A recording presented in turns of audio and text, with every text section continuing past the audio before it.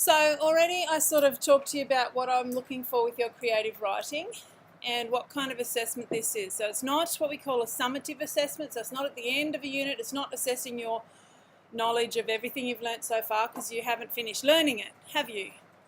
But I do want to check in with you and see your skills, your creative writing skills. The reason for that is that that's part of the English syllabus. You have to be able to write creatively. And we've talked a little bit about descriptive writing. We talked about using objects to represent the concept. Your concept is, come on in. Your concept is is prejudice. Thank you very much. So I need you to please go to the attendance office and take your bag, it says. So I'm not sure what that's about. So with this piece of creative writing, it's basically going to be a short story about prejudice.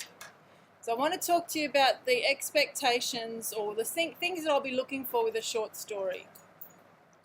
Obviously, it probably goes without saying, your use of language conventions is pretty important. So I'm going to be looking at how well you can manipulate language to get a certain message across, and what your skills are with the use of vocab and sentence structure, and throwing in a few cool little techniques like some figurative language, descriptive language, dialogue and things like that you've been learning about ever since you started school. Okay, so those are sorts of things that I'm going to be looking for, but also I just want to draw your attention to the elements of the short story that you might want to put into your short story. So your plot is much more condensed because a short story is short. It's meant to be read in about 20 minutes. With your characters, it's going to be different from a novel, which is thick. You're only going to focus on 1 to 2 main characters because you don't have the space or time to explore all of those other characters because you've only got a short thing to write in, okay? Your main idea or theme is going to be explored, and for you that is, what have I asked you to write about? Prejudice. Very good. And I even asked you to write about a specific form of prejudice. It doesn't have to be just one form, but you could throw in a couple, but it has to be quite specific. Then the ending is usually, the ending of a short story is a little bit different from a novel, because a novel's ending is going to have all the loose ends tied up.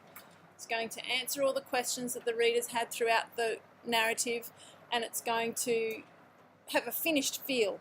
A short story doesn't have to. It's not a to be continued. We don't want a to be continued style of narrative, because that works in television and a series of narratives, but not for a short story. But it can have a twist, a little surprise at the end, or something that's slightly open-ended that keeps the reader thinking about the story after they've finished reading it. Okay? You can play around with that if you wish. It's not easy to do, but I'd be encouraged to see if you were going to try that out a little bit. Short stories often leave an imprint on your mind, and with the setting, because it is a narrative, so we look at the narrative elements that are over there on my poster that you've been learning about since primary school. Orientation, we talked about this the other day, didn't we? Complication, resolution, sometimes a coda, and you've got the characters up there at the top of the structure as well. And that setting, aka orientation of setting of time and setting of place, is often linked to the plot in a short story. So you want to select your setting quite carefully. So if you're going to be writing about a specific topic like you are in this case, then what setting would lend itself to being a hotbed of prejudice? You don't have to answer me now, just think about it. What setting would be really, really viable for your plot? Okay? So have a think about all of those things as you are writing.